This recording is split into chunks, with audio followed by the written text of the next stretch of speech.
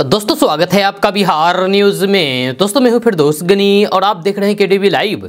दोस्तों आज हो चुका है 24 अप्रैल 2023। तो आज की पूरे बिहार की टॉप न्यूज़ लेकर आए हैं आपके लिए। दोस्तों वीडियो शुरू करने से पहले आपको बता दूं कि अगर आप नए आए हैं इस चैनल पर तो फिर चैनल को सब्सक्राइब करके बेल आइकन को प्रेस कर दीजिए और साथ ही वीडियो को लाइक कर दीजिए, अपने दोस्तों के साथ शेयर भी कीजिए। तो चलिए शुरू करते हैं आज की पूरे बिहार की टॉप न्यूज़। दोस्तों आज बिहार न्यूज में सबसे पहले बात करेंगे कि अगर आप बिहार के रहने वाले हैं तो फिर आपके लिए एक बुरी खबर है। बुरी खबर यह है कि अब आप पर महंगाई की मार पड़ने वाली है, क्योंकि सुधा दूध की कीमत में बढ़ोतरी कर दी गई है। जी हां, बिहार के लोगों पर महंगाई की मार एक बार फिर से पड़ी है। दरअसल सुधा दूध के दाम में बढ़ोतरी की गई है। सुधा दूध और डेयरी प्रोडक्ट बनाने और फिर बेचने वाली संस्था बिहार राज्य दूध सहकारी संघ लिमिटेड ने सभी प्रकार के दूध की कीमतों में बढ़ोतरी कर दी है। जब दूध की बढ़ी हुई कीमतें 24 अप्रैल से यानी कि आज से लागू होगी। जानकारी के मुताबिक 2 से 3 रुपये प्रति लीटर की बढ़ोतरी दूध के दाम में की गई है। बिहार राज्य दुग्ध सहकारी संघ लिमिटेड के मुताबिक सुधा दूध 24 अप्रैल यानी कि आज से 2 रुपये से 3 रुपये प्रति लीटर महंगा हो जाएगा। दोस्तों ऐसा लगता है कि बिहार के मुख्यमंत्री नीतीश कुमार केंद्र की सत्तासीन प्रधानमंत्री नरेंद्र मोदी के खिलाफ पूरी तरीके से मन बना चुकी हैं कि उनको 2024 के लोकसभा चुनाव में गद्दी से उतारना है हर हाल में। इसको लेकर के बिहार के मुख्यमंत्री नीतीश कुमार जी जान से मेहनत कर रहे हैं। जो मेहनत में जुट गए हैं, जहाँ देश के अलग अलग नेताओं से मिल रहे हैं, अलग अलग राज्य के अलग अलग स्टेट के मुख्यमंत्रियों से बात कर रहे हैं, जहाँ और विपक्ष को गोलबंद करने में जुट गए हैं। जैसे कि आपको पता है कि कुछ दिन पहले मुख्यमंत्री नीतीश कुमार दिल्ली गए हुए थे और वहाँ जाकर के बड़े बड़े विपक्ष के नेताओं से मुलाकात की थी और नेताओं की तरफ से भी पॉजिटिव पहल की गई है। यानी कि मुख्यमंत्री नीतीश कुमार का प्रयास सफल होता हुआ नजर आ रहा है। अगर ऐसा हो जाता है तो आने वाले लोकसभा चुनाव में नरेंद्र मोदी को फिर से प्रधानमंत्री बनने का मौका नहीं मिल सकता है। हम ये बात इसीलिए कर रहे हैं क्योंकि बिहार के मुख्यमंत्री नीतीश कुमार मिशन 2024 पर पूरी ताकत से लगे हैं। 2024 के लोकसभा चुनाव में बीजेपी को केंद्र की सत्ता से बेदखल करने का टारगेट लेकर के नीतीश कुमार विपक्षी एकता की मुहिम को लगातार आगे बढ़ाने की कवायद में जी जान से जुटे हैं। इसी क्रम में 25 अप्रैल को यानी कि कल नीतीश कुमार पश्चिम बंगाल जाने वाले हैं।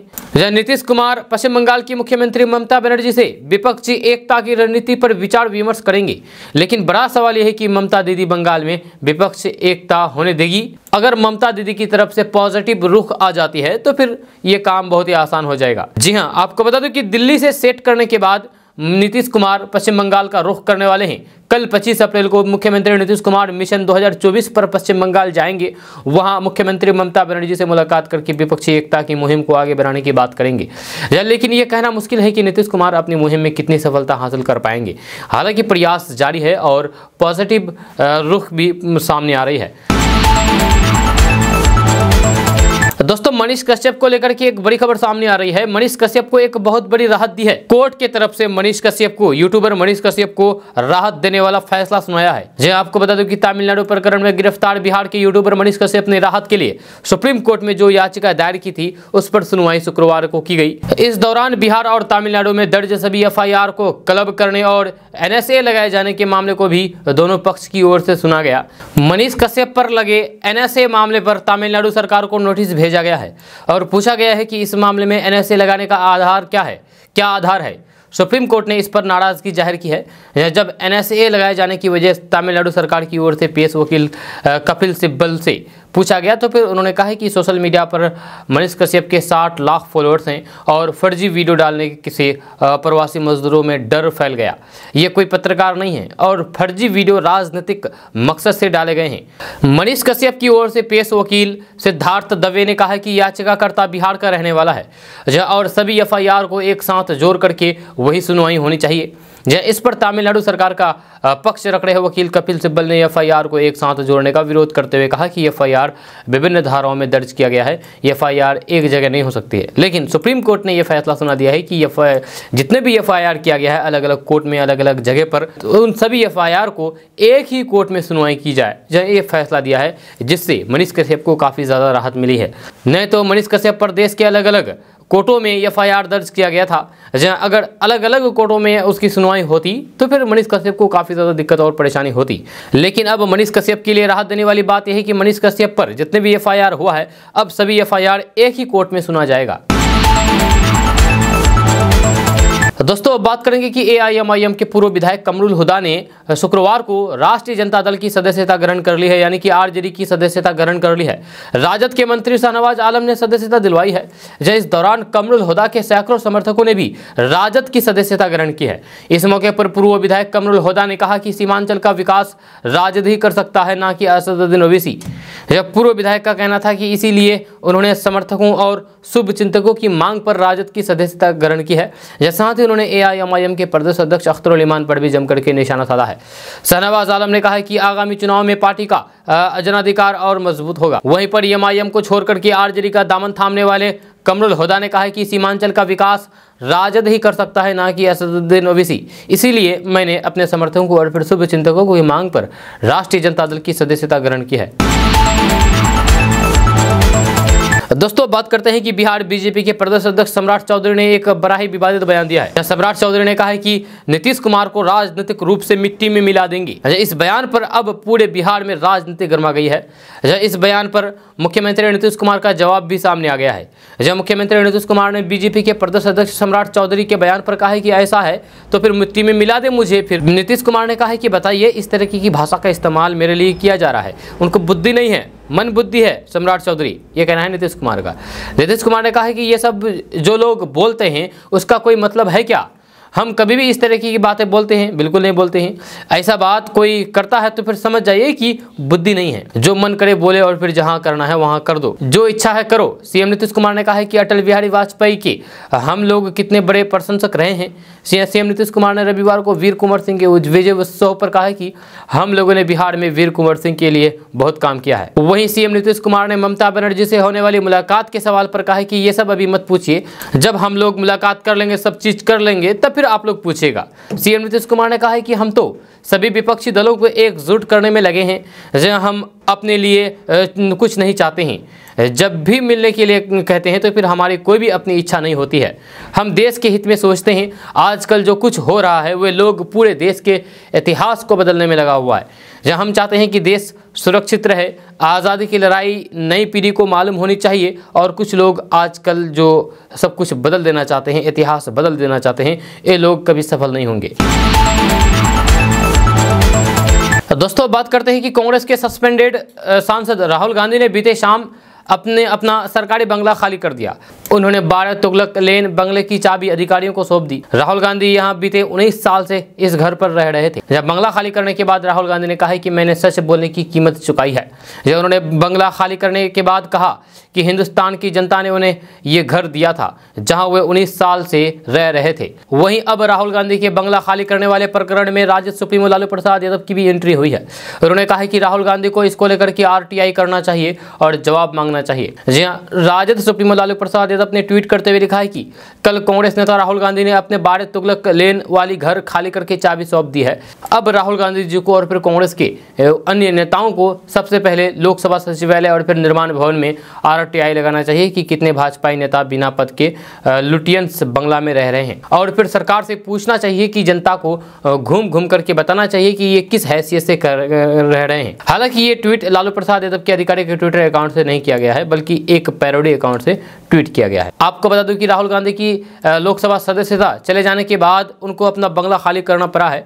जब बंगला खाली करने के ऑर्डर मिला, लेकिन सबसे हैरानी वाली बात यह है कि राहुल गांधी से पहले बहुत से ऐसे नेता हैं जो अब किसी भी पद पर नहीं रहने के बावजूद भी सरकारी बंगले पर रह रहे हैं, जो रहते हैं अभी भी मौजूदा।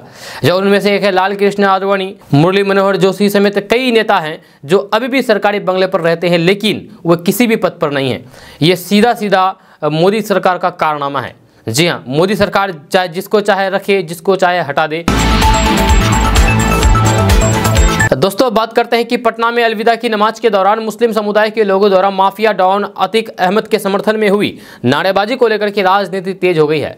2 दिवसीय दौरे पर वैशाली पहुंचे राष्ट्रीय लोक जनता पार्टी के राष्ट्रीय अध्यक्ष और फिर केंद्रीय मंत्री पशुपति कुमार पारस ने इसको लेकर के मुख्यमंत्री नीतीश कुमार पर जमकर के हमला बोला है और बुलडोजर बाबा का मॉडल सबसे अच्छा कहा है। दरअसल केंद्रीय मंत्री पशुपति कुमार पारस एक निजी कार्यक्रम में शामिल होने के लिए हाजीपुर पहुंचे थे। यहां जब मीडिया ने उनसे अतीक अहमद के समर्थन में नारेबाजी से जुड़ा सवाल पूछा तो फिर वे भड़क गए और उसकी घोर निंदा की। पशुपति कुमार पारस ने कहा है कि पटना में नमाज के बाद अतीक के समर्थन में नारेबाजी आपसी मतभेद पैदा करने के साथ साथ देश में दंगा फैलाने और फिर देश का बंटवारा करने की साजिश है। पशुपति कुमार पारस ने कहा है कि इस घटना की जितना भी निंदा की जाए वह कम है।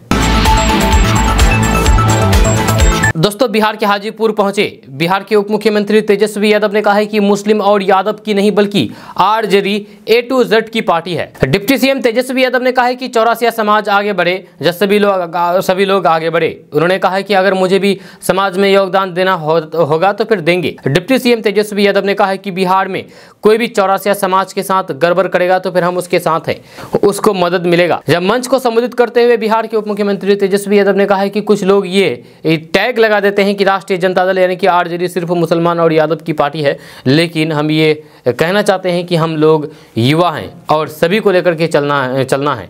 ये पार्टी A to Z की पार्टी है। दोस्तों, बात करते हैं कि बिहार में मौसम पलटने से लोगों को भीषण गर्मी से राहत मिली है। जहाँ कई जिलों में कल आंधी बारिश का दौर शुरू हो गया। तापमान के गिरने और हीट वेव के हालात कम होने से लोगों ने राहत की सांस ली है।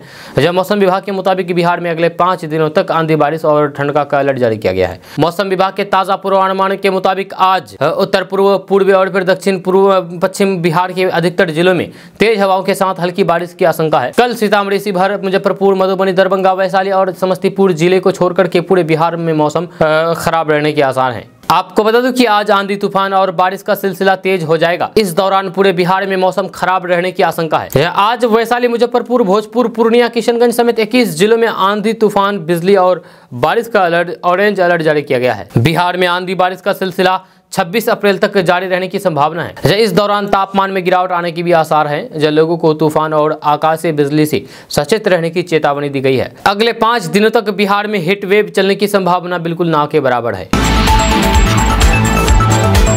दोस्तों, बात करते हैं कि बिहार में पिछले दिनों नई शिक्षक नियमावली को मंजूरी दे दी गई है, जिसके बाद अब बिहार के सरकारी विद्यालय में नई नियमावली के तहत शिक्षकों की भर्ती का ब्लूप्रिंट तैयार हो गया है। इसके बाद अब जून में शिक्षकों की नियुक्ति को लेकर के बिहार लोक सेवा आयोग विज्ञापन निकालने की तैयारी में है। इस संबंध में शिक्षा विभाग को इसी हफ्ते जिलों में खाली पड़े पदों की सूचना भेज दिया गया है। दरअसल टीचर की बहाली के लिए आयोजित परीक्षा में नियोजित शिक्षक और नियुक्ति का इंतजार कर रहे शिक्षक अभ्यर्थी दोनों ही बैठेंगे। नियुक्त होने वाले शिक्षक जिला कैडर के होंगे। शिक्षा विभाग के पास लगभग सभी जिलों से रिक्तियों की जानकारी आ गई है। इसके बाद शिक्षा विभाग आगे की कार्रवाई शुरू कर देगा।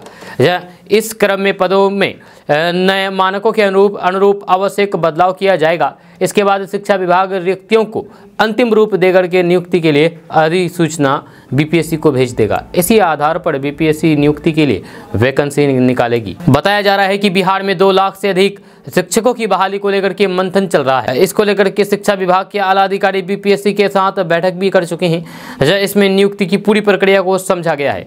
अब इसी के अनुरूप विभाग काम कर रहा है। आपको बता दो कि नीतीश सरकार ने नई नियमावली के तहत प्रारंभिक, माध्यमिक और फिर उच्च माध्यमिक विद्यालयों में 2,257 पदों पर शिक्षकों की नियुक्ति को लेकर की प्रक्रिया शुरू कर दी है।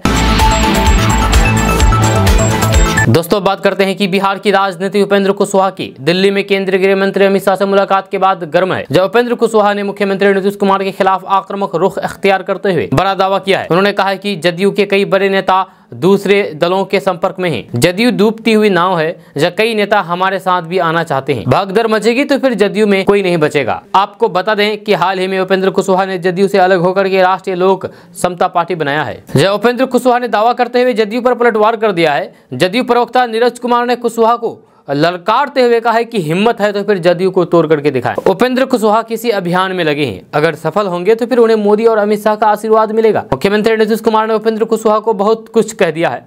2015 चुनाव का परिणाम सबको मालूम है। आपको बता दें कि उपेंद्र कुशवाहा जदयू के भाजपा के साथ गठबंधन तोड़ने और महागठबंधन के साथ सरकार बनाने के बाद बागी हो गए हैं। फिर उन्होंने जदयू छोड़ करके अपनी पार्टी बनाई। अमित शाह से मिलने के बाद उपेंद्र कुशवाहा ने कहा कि 2024 में प्रधानमंत्री नरेंद्र मोदी का कोई मुकाबला नहीं कर सकता है। नीतीश कुमार बिहार में जिन पार्टियों के साथ गठबंधन में हैं, दिल्ली में जाकर के इन्हीं पार्टियों के साथ नेताओं से मुलाकात की है। इसमें उन्होंने नया कुछ भी नहीं किया है। आपको बता दें कि अटकल लगाई जा रही है कि 2024 के लोकसभा चुनाव में उपेंद्र कुशवाहा भाजपा के साथ मिलकर के चुनाव लड़ सकते हैं। इस पर सवाल पूछे जाने पर उपेंद्र कुशवाहा ने कहा है कि समय आने पर इसका जवाब देंगे। जब मुलाकात हुई तो फिर निश्चित रूप से कुछ न कुछ तो बातें होगी ही। दोस्तों बात करते हैं कि अमेरिकी राष्ट्रपति जो बाइडेन सितंबर में भारत यात्रा पर आ सकते हैं। जब राष्ट्रपति बनने के बाद उनकी पहली भारत यात्रा होगी। अमेरिका में दक्षिण मध्य एशिया के लिए सहायक विदेश मंत्री डोनाल्ड लू ने कहा है कि राष्ट्रपति जो बाइडेन सितंबर में भारत की यात्रा के लिए उत्साहित हैं, यानी कि सितंबर महीने में राष्ट्रपति जो बाइडेन भारत आ सकते हैं। लू ने यह भी दावा किया है कि 2024 भारत अमेरिकी रिश्तों के लिए एक बड़ा साल होने जा रहा है। उन्होंने कहा है कि G20 में भारत के नेतृत्व में उसे दुनिया में भलाई के लिए एक ताकत के रूप में खड़े होने की उसकी क्षमता को और व्यापक बना दिया है। जब भारत G20 की मेजबानी अच्छे से कर रहा है, हमारे कई क्वाड सदस्य नेतृत्व भूमिका निभा रहे हैं। ये हमें करीब लाने का अवसर मुहैया कराता है। जलवायु परिवर्तन के सिलसिले में महत्वाकांक्षी लक्ष्यों को हासिल करने के लिए भारत और फिर अन्य देशों के साथ मिलकर के काम करने का संकल्प जताते हुए डोनाल्ड लू ने कहा है कि इस संकट से निपटने में दुनिया की सफलता आंशिक रूप से भारत द्वारा किए गए निर्णय पर निर्भर करेगा। दोस्तों बात करते हैं कि बीजेपी लगातार बिहार में कानून व्यवस्था की स्थिति को खराब करते हुए नीतीश कुमार के नेतृत्व में जंगल राज की वापसी का आरोप लगा रही है। जब बिहार के भाजपा नेता यूपी के सीएम योगी आदित्यनाथ की तरह बिहार में भी कानून व्यवस्था और शासन लाने की बात कह रहे हैं। जब बीजेपी नेताओं ने खुलेआम मंच से योगी की भाषा में बोलना शुरू कर दिया है। बीजेपी नेताओं ने खुले मंच से कहते हुए दिख रहे हैं कि बिहार में बीजेपी की सरकार बनी तो फिर यूपी की तरह ही यहाँ भी शासन चलाया जाएगा। बीजेपी के नेता सम्राट चौधरी जब बिहार अध्यक्ष बनने के बाद दिल्ली से लौटे थे तो पटना में एक पोस्टर लगाया गया था। उस पोस्टर में सम्राट चौधरी की तुलना योगी आदित्यनाथ से की गई थी। अब सम्राट चौधरी ने नीतीश कुमार को सीएम योगी की ही भाषा में चेतावनी दी है और कहा कि बिहार में 2024 और 25 में नीतीश कुमार राजनीतिक तौर पर मिट्टी में मिला देंगे। भाजपा की तरफ से शनिवार को पटना में भामाशाह जयंती समारोह का आयोजन किया गया था। इस दौरान प्रदेश बीजेपी के तमाम बड़े नेता मौजूद थे। इस बीच प्रदेश अध्यक्ष सम्राट चौधरी ने समारोह में लोगों को संबोधित करते हुए खुले मंच से नीतीश कुमार को मिट्टी में मिला देने का ऐलान कर दिया है और कहा है कि नीतीश कुमार सबसे बड़े पलटीबाज नेता हैं जो उन्हें मिट्टी में मिला देंगे। दोस्तों बात करते हैं कि पटना में लॉ कनक्लेव में शामिल होने पहुंचे पूर्व केंद्रीय मंत्री सुब्रमण्यम स्वामी ने बड़ा दावा किया है। उन्होंने कहा है कि सोनिया गांधी और राहुल गांधी जरूर जेल जाएंगे। सुब्रमण्यम स्वामी ने यह भी कहा है कि राहुल गांधी को मैं इतना गाली देता हूं लेकिन कोई मुझे जेल नहीं भेजता है, जबकि मैंने सोनिया गांधी को नेशनल हेराल्ड केस में जेल भेजवा दिया था। आज दोनों माँ बेटे बेल पर है। प्रधानमंत्री नरेंद्र मोदी कहते हैं कि पूरा परिवार बैलगाड़ी पर है। या तिरुपति मंदिर के मामले पर मुझे उनकी तरफ से बहस करने को कहा गया है। पटना में आयोजित लॉ कनक्लेव में उन्होंने कहा कि जब लॉ करने के बाद इंडिया में पराने आया तब मैंने इंदिरा गांधी के कई कानूनों का विरोध किया था, जिसे लेकर के इंदिरा गांधी ने मुझे नौकरी से भी निकाल दिया था। जब फिर मेरी वकालत को देखते हुए जनसंघ ने मुझे राज्यसभा भेजा। आज के वक्त में लॉ हथियार है। आने वाले 50 साल में लॉ का स्टेटस सबसे ऊपर होगा। बिहार की परंपरा है कि जब भी मध्यस्थता करनी होती है तब महिलाओं को आगे करना पड़ता है। शंकराचार्य के वक्त से बिहार से क्रांति चलती आ रही है। जेपी के वक्त बिहार से ही देश में क्रांति आई थी। विपक्षी दलों की ओर से मुख्यमंत्री नीतीश कुमार को पीएम उम्मीदवार बनाए जाने के सवाल पर पूर्व केंद्रीय मंत्री सुब्रमण्यम स्वामी ने कहा है कि ये अच्छी बात है। नीतीश कुमार मेरे अच्छे मित्र हैं, दोस्त हैं। नीतीश कुमार जेपी मूवमेंट के समय से ही हमारे मित्र हैं। लेकिन जहां तक इस बात का सवाल है कि तो मुख्यमंत्री नीतीश कुमार ने कभी ऐसा नहीं कहा है कि वे पीएम उम्मीदवार है।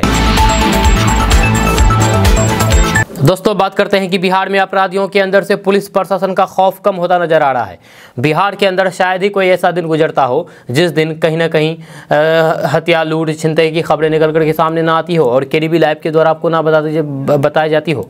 इसी कड़ी में अब एक ताज़ा मामला पश्चिमी चंपारण से निकल करके सामने आ रहा है, जहाँ करीब 30 की संख्या में आए डकैतों ने बमबाजी करके दहशत मचा दिया। विरोध करने पर गृहस्वामी और उसके बेटे को चाकू से हमला कर दिया। घटना के वक्त पुलिस करीब 100 मीटर की दूरी पर स्थित मेन रोड पर थी, लेकिन इस बमबाजी के खौफ से पुलिस भी दुबक गई। मिली जानकारी के अनुसार मोतिहारी सेंट्रल कोऑपरेटिव बैंक के उपाध्यक्ष अरुण सिंह के श्रीपुर खास ग्राम में स्थित आवास पर डकैतों ने शुक्रवार की रात धावा बोल करके लगभग 25 लाख रुपए मूल्य की संपत्ति लूट ली। अपराधियों ने उपाध्यक्ष अरुण सिंह के अतिरिक्त उनके पुत्र जन अधिकार पार्टी के प्रदेश प्रवक्ता अभिजीत सिंह को भी मारपीट करके चाकू से जख्मी कर दिया। अपराधियों की संख्या 250 2.5 दर्जन से अधिक बताई जा रही है, जो मुख्य द्वार का ताला तोड़ करके प्रवेश करने के बाद घर में घुसे। बताया जा रहा है कि अपराधी गैस कटर के लेकर के आए थे और वहीं से लूटपाट की घटना को अंजाम दिया गया। दोस्तों अब बात करेंगे कि बिहार में जन सुराज पद यात्रा कर रहे प्रशांत किशोर ने बिहार के उप मुख्यमंत्री तेजस्वी यादव पर बड़ा सियासी हमला बोला है। पत्रकारों से बात करते हुए उन्होंने डिप्टी सीएम तेजस्वी यादव पर तंज कसते हुए कहा कि 15 साल में बिहार को बर्बाद करने वाले लोग 10 लाख नौकरी कहां से देंगे उन्हें भी नहीं पता है। इससे पहले पदयात्रा के 203वें दिन प्रशांत किशोर ने बताया है कि पदयात्रा 2500 किलोमीटर से अधिक की दूरी तय कर चुकी है। पश्चिमी चंपारण से शुरू हुई पदयात्रा शिवहर, पूर्वी चंपारण, गोपालगंज, सिवान, सारण होते हुए वैशाली जिले पहुंची है। उन्होंने कहा है कि डिप्टी सीएम तेजस्वी यादव ने यह घोषणा कर दी थी कि जैसे ही सरकार बनेगी तो 10 लाख नौकरियां दे देंगे। ये नई सरकारी नौकरियां कहां से देंगे जब वे लोग सरकारी नौकरियों में पहले से हैं, उनको ही सरकार वेतन नहीं दे पा रही है, तो फिर आने वाले नए 10 लाख लोगों को रोजगार कहां से देंगे, उनकी सैलरी कहां से आएगी। लेकिन बिना सोचे समझे इन्होंने घोषणा कर दी कि पहले ही कैबिनेट में 10 लाख नौकरियां दे देंगे। लेकिन अगस्त से महागठबंधन की सरकार बनी थी, जी हाँ, तब से अब तक कोई कैबिनेट की बैठक नहीं हुई है क्या? महागठबंधन सरकार बनने के बाद जैसी आशंका थी, अपहरण, लूट, डकैती की घटनाएं बहुत तेजी से बढ़ रही है। आज शराब और बालू माफियाओं का सबसे बड़ा फलता फूलता कारोबार स्थापित हो चुका है। प्रशांत किशोर ने कहा है कि बिहार के लोगों को लगता है कि नेता जाति की राजनीति करते हैं, लेकिन मैं आपको ये कह रहा हूं कि नेता कभी जाति की राजनीति नहीं करता। इसमें तो जनता फंसती है। नेता लोग तो अपने परिवार और बेटी की चिंता करते हैं। प्रशांत किशोर ने इस दौरान पूर्व मुख्यमंत्री जीतन राम मांझी पर भी निशाना साधा है। उन्होंने कहा है कि लालू यादव अकेले नहीं है, कोई मांझी है, कोई कुशवाहा है, कोई पासवान है, जो जिस जाति का नेता है वे अपने और बच्चों की चिंता कर रहे हैं। उन्होंने कहा है कि क्या जीतन राम मांझी के सीएम बनने से मुशहर समाज का भला हो गया है? क्या यादव समाज में अब कोई गरीब नहीं है? प्रशांत किशोर ने कहा है कि बिहार में विकास पर किसी को ध्यान नहीं है, लोगों को इस पर ध्यान देने की जरूरत है। जाति में तो आप और हम उलझे हुए हैं। दोस्तों बात करते हैं कि आरजेडी के नेता भाई वीरेंद्र ने केंद्र सरकार पर जम्मू कश्मीर के पुंछ में दहशतगर्द हमले की साजिश करने का आरोप लगाया है। आपको बता दूं कि दहशतगर्द हमले में 5 जवान शहीद हो गए थे। इस हमले के बाद पुलिस लगातार दहशतगर्दियों के खिलाफ ऑपरेशन चला रही है। न्यूज एजेंसी एएनआई से बात करते हुए वीरेंद्र ने कहा है कि ये घटना पुलवामा से काफ़ी मिलती जुलती है। केंद्र सरकार की साजिश इसमें स्पष्ट रूप से दिखाई दे रही है। अब वे यानी कि भाजपा हिंदू मुस्लिम मुद्दों को उठाने की कोशिश करेंगे, ठीक उसी तरीके से जैसे अंग्रेजों का फूट डालो और राज करो। भाजपा भी अशांति फैलाने और फिर लूटपाट में विश्वास रखती है। जब भाई वीरेंद्र ने कहा है कि हमारे जवानों पर हमला एक दुर्भाग्यपूर्ण घटना है, लेकिन केंद्र सरकार को आरोपों का जवाब देना है। मुझे केंद्रीय मंत्री अमित शाह से भी जवाब चाहिए, जो 1 हफ्ते के अंदर बिहार आ रहे हैं। वीरेंद्र ने कहा है कि भाजपा बिहार में राजनीतिक जमीन खो रही है, इसीलिए वे राज्य में अशांति पैदा कर रही हैं। दोस्तों बात करते हैं कि एक कार्यक्रम के तहत भाजपा के वरिष्ठ नेता सुब्रमण्यम स्वामी कल बिहार पहुंचे। इस अवसर पर उन्होंने पत्रकारों से बातचीत करते हुए कहा कि नीतीश कुमार उनके पुराने मित्र हैं। जेपी के आंदोलन के समय से हम दोनों दोस्त हैं। जब विपक्षी एकता के बारे में पूछे जाने का जवाब देते हुए उन्होंने कहा कि नीतीश कुमार मेरे पुराने मित्र रहे हैं। इस तरीके के सवाल के जवाब में मैं ना कैसे कह सकता हूं। वहीं नीतीश कुमार के पीएम बनने के बारे में पूछे गए सवाल का सीधा जवाब देते हुए उन्होंने कहा कि वे सीएम से पूछेंगे कि प्रधानमंत्री बनने की महत्वाकांक्षा है। हालांकि नीतीश कुमार ने उनसे मुलाकात नहीं की है। सुब्रमण्यम स्वामी ने कहा है कि उन्होंने नीतीश कुमार से मिलने का समय मांगा। जहां अगर वे मिलने के लिए सहमत होते हैं तो फिर मैं उनसे पूछूंगा कि क्या वे प्रधानमंत्री बनने के इच्छुक हैं। मैं कैसे कह सकता हूं जब तक कि नीतीश खुद ऐसी इच्छा व्यक्त नहीं करती। दोस्तों बात करते हैं कि लू के थपेड़ों से तप रहे बिहार में बारिश राहत बनकर के आई है। जब बीते 24 घंटे के भीतर हुई बरसात से पूरे बिहार के तापमान में गिरावट दर्ज की गई है। जब बिहार में पारा गिर करके 40 डिग्री सेल्सियस से नीचे आ गया है। जब बिहार के कई हिस्सों में कल अधिकतम तापमान में मामूली गिरावट दर्ज की गई। इस कारण पिछले कुछ दिनों से बिहार में जारी भीषण गर्मी की स्थिति से लोगों को थोड़ी सी राहत मिली है। जब पिछले 24 घंटे के दौरान कई हिस्सों में झमाझम बारिश के साथ ओलावृष्टि हुई। अरवल, भोजपुर, बक्सर, पटना, नवादा, नालंदा, सीतामढ़ी, पश्चिमी चंपारण और पूर्वी चंपारण में हल्की बारिश दर्ज की गई। मौसम विभाग के मुताबिक कल भी बिहार में कुछ जगहों पर तेज हवाओं के साथ हल्की बारिश होने का अनुमान है। वहीं पर शनिवार के बारे में अगर बात किया जाए तो शनिवार को वैशाली में अधिकतम तापमान 38.6 डिग्री सेल्सियस, उसके बाद भोजपुर और भागलपुर में 38 डिग्री सेल्सियस दर्ज किया गया। आपको बता दूं कि 18 अप्रैल को बिहार में कुछ जगहों पर दिन का पारा 44 डिग्री सेल्सियस के ऊपर चला गया था। शेखपुरा में 44.4 डिग्री सेल्सियस सबसे गर्म शहर रहा। दोस्तों बात करते हैं कि बिहार में आज से बीएड एडमिशन का प्रोसेस शुरू हो रहा है। इसके लिए आयोजित प्रवेश परीक्षा का रिजल्ट कुछ ही दिन पहले जारी किया गया था। इसमें भोजपुर जिले की नेहा ने प्रथम स्थान हासिल किया था। इसके बाद अब 2 वर्षीय बीएड एवं शिक्षा शास्त्र में एडमिशन के लिए ऑनलाइन काउंसलिंग की प्रक्रिया आज से शुरू हो जाएगी, जिसके बाद स्टूडेंट 3 मई तक एडमिशन लेने के लिए अपना रजिस्ट्रेशन करा सकते हैं। दरअसल ललित नारायण मिथिला यूनिवर्सिटी द्वारा आयोजित 2 वर्षीय बीएड और शिक्षा शास्त्र में नामांकन के लिए ऑनलाइन काउंसलिंग की प्रक्रिया 23 अप्रैल से लेकर के 2 मई तक चलेगी। इसके जरिए स्टूडेंट अपने कॉलेज और फिर संस्थानों में नामांकन के लिए रजिस्ट्रेशन करा सकेंगे। सभी सफल अभ्यर्थियों को काउंसलिंग की प्रक्रिया में भाग लेने के लिए रजिस्ट्रेशन कराना अनिवार्य होगा। आपको बता दें कि प्रवेश परीक्षा में पास होने वाले सभी अभ्यर्थियों को काउंसलिंग की प्रक्रिया में भाग लेने के लिए रजिस्ट्रेशन कराना होगा। अभ्यर्थियों को रजिस्ट्रेशन के समय ही कॉलेज का चयन भी करना होगा, जहाँ अभ्यर्थी न्यूनतम 3 और अधिकतम 9 कॉलेज का चयन कर सकेंगे। दोस्तों बात करते हैं कि चीन को पछाड़ करके भारत विश्व का सबसे अधिक आबादी वाला देश बन गया है। ये तो आपको पता है, क्योंकि केडीबी लैब के माध्यम से पहले भी इसके बारे में बताया गया है, इस खबर के बारे में। अब भारत की आबादी विश्व में सबसे अधिक होने के बाद इसको लेकर के सियासत भी तेज हो गई है। जनसंख्या के आंकड़े सामने आने के बाद भारतीय जनता पार्टी देश में जनसंख्या नियंत्रण कानून लागू करने की मांग कर रही है। इस मुद्दे पर बीजेपी को जदयू का साथ मिला है।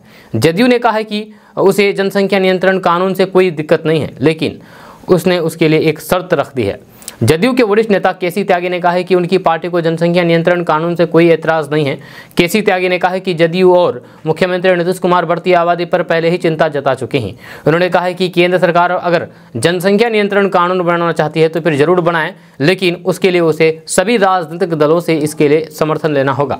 अगर ऐसा होता है तो फिर जदयू को इससे कोई भी एतराज नहीं है, बनाइए, हम सहमत हैं। केसी त्यागी ने यानी कि जदयू नेता केसी त्यागी ने पटना में अपने आवास पर पत्रकारों से बातचीत करने के दौरान जनसंख्या नियंत्रण कानून को लेकर के अपने विचार रखे हैं।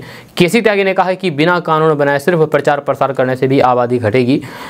वहीं त्यागी ने बढ़ती आबादी के लिए मुस्लिमों को जिम्मेदार ठहराए जाने को गलत बताया है और कहा है कि इस तरह की बात नहीं होनी चाहिए। उन्होंने कहा कि जनसंख्या नियंत्रण कानून बनाने से पहले केंद्र को सभी दलों से अनुमति लेनी होगी। दोस्तों बात करते हैं कि बिहार में कोरोना संक्रमण एक बार फिर से भयावह स्थिति में बढ़ता जा रहा है। पिछले 24 घंटे के दौरान 198 नए कोरोना संक्रमित पाए गए हैं, जहां इस दौरान कुल 52,328 सैंपलों की जांच की गई है। कोरोना संक्रमितों में सबसे अधिक 71 नए संक्रमित पटना जिले में पाए गए हैं, जहां इसके अलावा भागलपुर जिले में 25, गया में 22, पूर्णिया में 20, पश्चिमी चंपारण में 8, खगड़िया में 8, कैमूर में 7, मुजफ्फरपुर में 7, बांका में 6, दरभंगा में 5, मधेपुरा में 5, मधुबनी में 3, नवादा में 3, गोपालगंज में 2, किशनगंज में 1, वैशाली, सुपौल, सारण, रोहतास, नालंदा और किशनगंज जिले में 1-1 नए संक्रमित मरीज पाए गए हैं। जब पटना जिले में कोरोना रफ्तार में कमी नहीं आ रही है, जब करीब 8 माह बाद इस सीजन में सबसे अधिक पटना में 71 मरीज 24 घंटे में मिले हैं। जब वर्तमान में पटना शहर के अलग अलग अस्पतालों में कुल 18 कोरोना के मरीज कोविड वार्ड में भर्ती हैं। दोस्तों बात करते हैं कि राजधानी पटना के जामा मस्जिद के पास ईद के एक दिन पहले अलविदा रमज़ान यानी कि अलविदा जुमान नमाज पढ़ने के बाद माफिया अतीक अहमद और उसके भाई अशरफ अहमद को लेकर के मुस्लिम समाज के लोगों ने जिंदाबाद और शहीद के नारे लगाए थे। इस तरह के मामले को केंद्रीय मंत्री अश्विनी चौबे ने काफ़ी दुखद बताया है। कहा है कि अतीक अशरफ को शहीद कहने वाले लोगों को शूट एंड साइट कर देना चाहिए। बिहार में अब हमें योगी मॉडल चाहिए। भारत सरकार के केंद्रीय मंत्री अश्विनी चौबे ने कहा है कि इस तरीके की हरकत करना बेहद दुर्भाग्यपूर्ण है। उन्होंने कहा है कि बिहार में इस तरीके की अतीक अशरफ के समर्थन में नारेबाजी करना काफ़ी दुखद बात है। ऐसे लोगों को तुरंत शूट एंड साइट कर देना चाहिए। ऐसे लोग बिहार में धमकी और चुनौती दे रहे हैं। जिस तरीके से देश के प्रधानमंत्री नरेंद्र मोदी और उत्तर प्रदेश के मुख्यमंत्री योगी आदित्यनाथ के विरोध में भी नाम लेकर के नारे लगाए गए, ये भी काफ़ी दुर्भाग्यपूर्ण है। हमें बिहार में योगी मॉडल जैसा बिहार चाहिए, जिसमें दहशतगर्द माफिया जैसे अपराधियों को बख्शा नहीं जाए। आगे अश्विनी चौबे ने कहा कि बिहार में तो केवल चाचा भतीजा वंशवाद और जातिवाद की सरकार चल रही है। जिस तरीके से महागठबंधन में जाकर के नीतीश कुमार बयान दे रहे हैं, खासतौर पर भाजपा के लोगों को टारगेट कर रहे हैं, आने वाले समय में बिहार की जनता जरूर जवाब देगी और 2025 में योगी मॉडल की तरह सरकार बिहार में भी बनेगी। दोस्तों बात करते हैं कि बिहार में मुख्यमंत्री नीतीश कुमार टीचरों की बहाली को लेकर के लगातार एक्शन में नजर आते हैं। यही वजह है कि सीएम ने पिछले दिनों खुद शिक्षक बहाली की घोषणा की है, लेकिन अधिकारियों के स्तर पर इसे गंभीरता से नहीं लिया जा रहा है। दरअसल बिहार सरकार ने नई शिक्षक नियमावली को लेकर के शिक्षकों की नियुक्ति के लिए खाली पड़े पदों की गणना करने का आदेश दिया था, लेकिन सरकार के आदेश के बावजूद भी मात्र 20 जिलों ने ही खाली पड़े पदों की जानकारी शिक्षा विभाग को भेजी है, जबकि शिक्षा विभाग ने 20 अप्रैल तक सभी जिलों को खाली पड़े पदों की जानकारी भेजने का निर्देश दिया था। वहीं ज्यादा दिन बीत जाने के बाद भी सभी जिलों ने रिक्तियों की सूची नहीं मिलने के बाद अब जो जानकारी निकल करके सामने आ रही है, उसके मुताबिक बिहार सरकार ने शिक्षकों के रिक्त पदों की जानकारी नहीं भेजने के कारण 7 डीओ को नोटिस थमाई है। माध्यमिक शिक्षा निदेशक कन्हैया प्रसाद श्रीवास्तव ने 7 जिलों मधुबनी, सहरसा, सीतामढ़ी, दरभंगा, सिवान, मधेपुरा और बांका के जिला शिक्षा पदाधिकारी को शिक्षकों के रिक्त पदों की जानकारी नहीं भेजने पर नाराजगी प्रकट की है। साथ ही इन्हें कारण बताओ नोटिस जारी करके 24 घंटे में स्पष्टीकरण देने को कहा गया है। दोस्तों बात करेंगे कि ऑल इंडिया मजलिस इत्तेहादुल मुस्लिमीन यानी कि AIMIM के मुखिया असदुद्दीन ओवैसी इन दिनों देश की राजनीति में एक अलग पहचान बनाने की कवायद में जुट गए हैं। इस बीच अब उनके इसी प्रयास को लेकर के भाजपा के पूर्व राज्यसभा सांसद सुब्रमण्यम स्वामी ने बड़ी बात कह दी है। उन्होंने कहा है कि ओवैसी राष्ट्रवादी हैं, हम मानते हैं, लेकिन हम कहते हैं कि तुम राष्ट्र हित में काम नहीं करते हो। दरअसल राजधानी पटना में एक आयोजित कार्यक्रम में शिरकत करने पहुंचे भाजपा के पूर्व सांसद सुब्रमण्यम स्वामी ने कहा कि आप लोग ओबीसी को लेकर के सवाल कर रहे हैं, तो फिर आपको बता दें कि वे बहुत ही बुद्धिशाली इंसान हैं। जब पढ़ा लिखा है, मैं उसको मजाक में कहता हूं कि तुम राष्ट्रभक्त हो, परंतु तुम राष्ट्र के हित में नहीं हो। तो वे मुझसे पूछता भी है कि इसमें फ़र्क क्या है, तो मैं बोलता हूं कि तुम किसी दुश्मन के पक्ष में नहीं हो, लेकिन जैसा हमारा देश बनना चाहिए उसके विरोध में हो। लेकिन वह अपने वोट बैंक बनाने को लेकर के ऐसा करता रहता है, तो फिर इस मामले में उसको कुछ भी नहीं कहा जा सकता। दोस्तों बात करते हैं कि राज्य निर्वाचन आयोग ने पंचायत उपचुनाव की तैयारियां तेज कर दी है। सरकार से अनुमति मिलते ही आयोग कभी भी कार्यक्रम घोषित कर देगा। आयोग उपचुनाव वाली त्रिस्तरीय पंचायतों में अंतिम मतदाता सूची का प्रकाशन 25 अप्रैल को करने की तैयारी में जुटा हुआ है। जब बिहार में 2021 के पंचायत आम चुनाव के बाद ये पहला उपचुनाव है जिसमें 3489 पदों के लिए चुनाव की तैयारी हो रही है। इसमें राज्य जिला परिषद सदस्य के 8 पद, पंचायत समिति सदस्य के 44, ग्राम पंचायत मुखिया के 47, ग्राम कचहरी सरपंच की 53, ग्राम पंचायत सदस्य के 551 और ग्राम कचहरी के पंच के 2783 पद शामिल है। जब मई तक जाति आधारित गणना का काम पूरा होना है। शिक्षकों की जाति आधारित गणना में अहम भूमिका है। शिक्षक ही घर घर जाकर के जाति आधारित गणना का काम कर रहे हैं। ऐसे में संभव है कि राज्य सरकार यानी कि बिहार सरकार आयोग को उपचुनाव कार्यक्रम घोषित करने की अनुमति दे सकता है। यह कारण यह है कि उपचुनाव कराने की जिम्मेदारी भी शिक्षकों पर ही है। इसी आधार पर आयोग भी चुनाव की तैयारी सुनिश्चित कर रहा है। आयोग द्वारा जहां पर उपचुनाव कराया जाना है वहां के लिए वर्ष 2023 की भारत सरकार द्वारा जारी अंतिम मतदाता सूची के आधार पर मतदाता सूची तैयार की जा रही है। दोस्तों बात करते हैं कि यूपी के पूर्व मुख्यमंत्री और समाजवादी पार्टी के मुखिया अखिलेश यादव ने एक बार फिर से जाति आधारित गणना का यानी कि जाति आधारित जनगणना का आह्वान किया है और दावा किया है कि जाति आधारित जनगणना से ही राम राज्य असंभव है। ये कहना है अखिलेश यादव का। अखिलेश यादव ने कहा है कि राम राज्य और समाजवाद तभी संभव है जब जाति आधारित जनगणना होगी।